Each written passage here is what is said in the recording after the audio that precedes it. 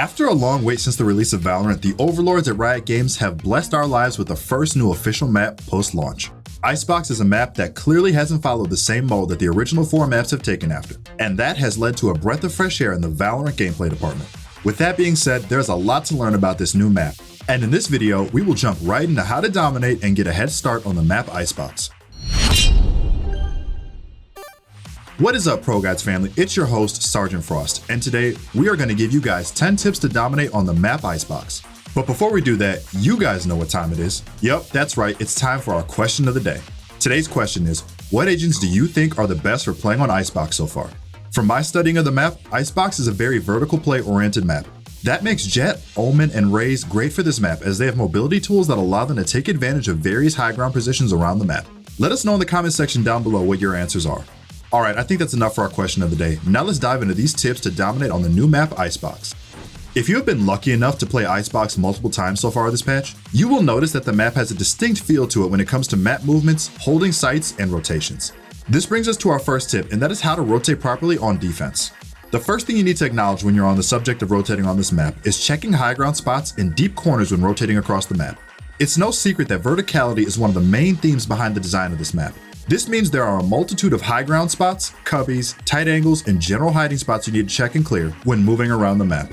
Let's say, for example, you're playing on A site, and the attackers quickly take control of B site and plant. When your team begins to rotate, you must remember you have 3 optional paths to rotate on, and it is in your best interest to take control of all of them to box the attackers in and prevent flanks. You can choose to go through attacker spawn and take control of green lane, garage, cubby, and yellow crates to take control of the front of the site from attackers.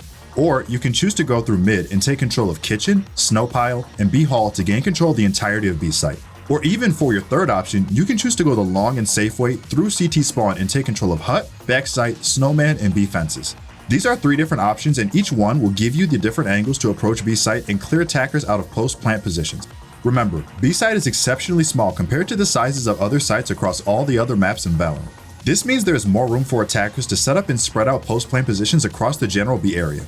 You must be meticulous when rotating to clear out every nook and cranny, and be sure to check all cubbies, 90-degree angles, and high ground spots because one well-hidden person can ruin a perfect retake in a few seconds. Now, in regards to rotating to A site, there are only 3 ways to enter a site, and that is through rafters, screens, and through attacker spawn entrance. This makes retaking A site much more difficult because not only are you up against a bomb site with a lot of hiding spots in deep corners, but having only 3 viable entrances means attackers will set up in post-plant spots aimed at making sure no one can get into the building for A site in general. You must use smokes and flashes when rotating into A site because the odds are someone will always be hiding in that one spot you didn't check. If you want more help learning about how you can improve your rotations in Valorant, make sure you check out ProGuides.com. You can quickly upload your gameplay VODs on our website, and we have coaches online 24/7 who will quickly get back to you and help you on your journey towards improving in Valorant. ProGuides.com will teach you the necessary skills to rank up faster, enjoy the game more, and receive premium help from our online coaches. You can book a session whenever you need it according to your schedule. No more time being stuck in your elo. Head over to ProGuides.com to begin your journey to the rank of your dreams. ICEBOX is a very unique map gameplay-wise, and plays out a lot differently than the original 4 maps. One of the main themes made clear to us was that verticality would be a huge part of gameplay on ICEBOX. The various high ground spots across the map, long elevated lines of sight for operas, and all the various movement ropes throughout the map make it clear that you're going to have to get used to looking up when moving around the map. This brings us to our second tip, and that is crafting the proper team comp for this map. Now, if we're going to break down this map on a macro level, we have to admit, defense on this map is verticality driven, so high mobility agents will reap the benefits of the map's layout the most. On offense, this map could possibly create a double smoke meta in Valorant, which means Brim, OMEN, Jett, and Viper will all have a role on this map for their vision blocking capabilities. With that being said, here are a few team comps to try out in your games to gain map control and dominate the competition on ICEBOX. The first team comp revolves around blocking lines of sight when attacking and defending on this map. ICEBOX has a lot of hiding spots for people to camp out in and wait for easy frags from unaware players who don't check their corners. In order to prevent that, this first comp revolves around solving that exact problem. This comp includes OMEN, Jett, Raze, Brimstone, and Viper. This team comp is all about smoking off angles and cubbies and moving around the map safely under the shroud of smokes and secrecy. The main win conditions for this comp is to take advantage of high ground spots using Jett, OMEN, and Raze's advanced mobility tools to play from power positions and dominate the competition. Brimstone and Viper will facilitate and support the team with their utility, smokes, and Viper wall to cut off lines of sight and smoke off high traffic areas to give their entry frags more room to move around the map without fear. This comp thrives on aggression and using the smokes to your advantage. On defense, this team can make an attacking team's job very hard because they will be posted up on tight angles, waiting for the attackers to push through their smokes, and utility as they look for picks to open up sites. When attacking, Viper and Brimstone will use their smokes and Viper Wall to carve up a site and split up the defenders to break team cohesion. In all the chaos of smokes and a Viper Wall on site, the 3 entries will be able to run into site and frag out defenders hiding in the site. The second team comp we will recommend is CYPHER, Sova, OMEN, Phoenix, and Reyna. This comp thrives when attacking, letting the entry frags Phoenix and Reyna do the work for them, using their flashes to flush out defenders and brute force their way onto a site. CYPHER and Sova will use their intel gathering tools to sniff out defender hiding spots and will scout out the sites to allow their team to choose the path of least resistance.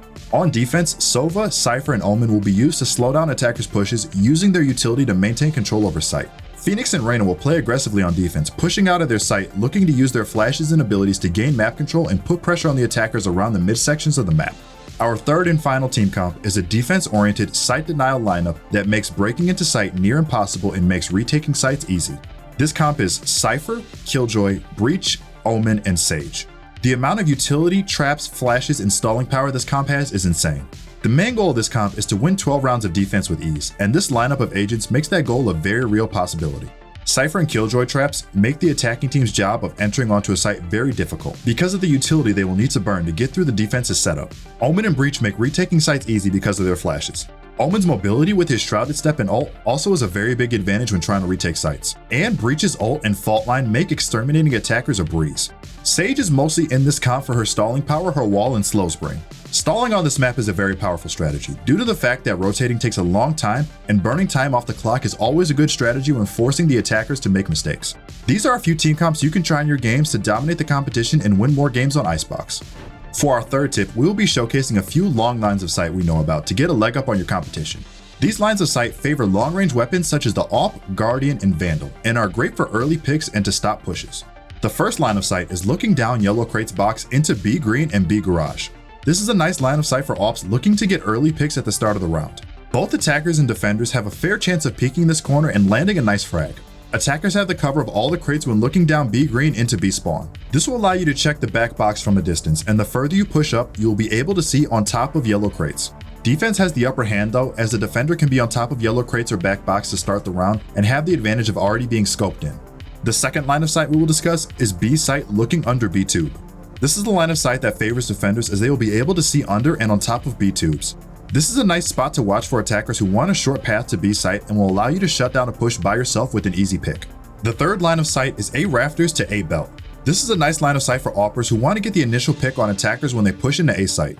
This position slightly covers the lower half of your body, especially if you crouch, so it will be incredibly difficult to return fire unless the opposing player has an AWP as well. Playing on the entirety of rafters and A-site nest are great vantage points that will be hard for attackers to push you out of. For our fourth tip, we have a few wall bangable spots to show you guys that are cool to know and could come in handy in your games. One of the first spots and the most important areas of the map that are wall bangable are the nest spots on A-site. Both A nest spots are covered in thin metal material, both of which are completely wall bangable. The more you play on ICEBOX, the more you will learn that many gunfights and engagements will break out in and around A-site. It is always convenient to know that you're able to shoot through the walls on both nest sites on A. This will allow you to flush out the enemies trying to take pot shots at your team from an elevated position. The same principle goes for the nest position on B site and hut in CT spawn. All of these metal boxes are made of thin metal and are completely wall bangable if the situation calls for it. The second main wall bangable spots is the B tube in the midsection of the map. You can shoot through both sides of the tube if need be. You can set up intel gathering abilities such as CYPHER tripwires and cams, Killjoy turrets, and Sova drone and arrow pings to locate enemies that could be hiding in the tubes. And immediately after finding their location, you should be able to spray through the metal and land a cheeky frag. For our fifth tip, we have several useful smoke spots that you can use to gain map control easier. The first spot is a one-way in B tubes in mid. This one-way favors defenders as it allows you to see attackers trying to push under tubes towards B site and kitchen. The second spot is smoking on top of yellow crates on B site. This smoke favors attackers because you can smoke this off at the start of the round and prevent being seen by a jet, omen, or raise that can be camping on top of the crates. The third spot is smoking off the small ramp in mid. This smoke will cut off the line of sight for the defenders trying to hold mid from attacker pushes. The fourth spot is smoking off big ramp on A site. This spot prevents attackers from getting on top of big ramp and looking into A site to start the round. This can prevent defenders from getting AWP'd by an attacker that got a lucky peek on a defender moving around in sight. The fifth spot is smoking off both nest spots in A site. These smokes can be used for both attackers and defenders to prevent yourself from being seen by someone posted up in one of the nest or elevated spots in A site. These are a few useful smoke spots that you can use to gain control around the map. CYPHER is no doubt going to play a huge part on the meta for ICEBOX as more people learn the ins and outs of moving around the map efficiently. This leads us into our 6th tip, and that is useful and efficient CYPHER, tripwire, and cam spots. One of the first places CYPHER will need to place his tripwires is in kitchen. These tripwires prevent any pushes through tubes into kitchen and B halls, and they subsequently prevent pushes from kitchen into CT spawn, B halls, and snow pile. Place this tripwire on the trash bags and aim it just slightly upwards until you get the trip to connect on the outer part of the wall. This prevents the attackers from destroying the tripwire from inside the tubes. If you could do that successfully, they would need to push their way through the doorway in order to destroy this tripwire. Other tripwires in kitchen include a deeper tripwire behind pizza box that connects to vending machine to block off tubes, and another one connects from kitchen bar to the adjacent wall to cut off CT and B hall's access. The second place you will mainly want to put your CYPHER tripwires is on yellow crate on B site. There are a multitude of different combinations of tripwires you can place on and around yellow crate to catch any attackers trying to push through B green into B site. Our third place you would want to put your tripwires is on the ramps closest to A site. There is a main tripwire you can use on A screens to watch your flank from mid as well. And the most important tripwires you can set up are on the small ramps that lead into A site. They prevent anyone from sneaking onto A site undetected and keep your backside protected from a fast push from the attackers. One of the few cam spots we found is a nice hidden one looking into B green in front of yellow crate. This cam is slightly hidden and gives full visibility down B green and B garage. The second set of spots are various cam locations you can position around A site to get more visibility of what the attackers are scheming up. For our 7th tip, we are going to give a few pointers on how to hold both sites on ICEBOX. First and foremost, contesting the high ground spots will be of the utmost importance when it comes to successfully holding these sites on defense. Being able to get on top of the crates and nest areas with Jet, Omen, and Raze will be 100% contested by attackers every single round. With that being stated, this means you must play power positions on sites in order to not give up sight against an aggressive push. Unlike other maps in Valorant, both A and B sites on ICEBOX have more than 2 ways and entrances to access the sites. This means it will be harder to defend against a well-coordinated push from attackers when they spread their numbers out and hit a site from multiple angles at the same time. The best way to counter this is to not camp and hide in secluded spots, as they will not help you maintain map control. The best way to defend against a multi-flank attack is by setting up crossfires and playing for backside control. This map has multiple 90-degree angles, well-covered hiding spots, and dark secluded corners scattered throughout the map. This means playing off of a teammate and setting up a crossfire will be the best and most surefire way to set up a defense on site that attackers will have trouble with. The second aspect of properly holding a site on this map is playing for backside control. A site has nest position, several elevated platforms, and rafters. These are all great positions to hold off an incoming push from attackers, as they will need to fully clear you out in order to plant safely and set up for a post plant. While B site is definitely smaller in real estate for the attackers to plant, you still have B halls, B site, orange crates, and snowman ramp in the back of site as viable positions to hold off the attackers. These are several ways you can successfully hold site and protect them as a defender.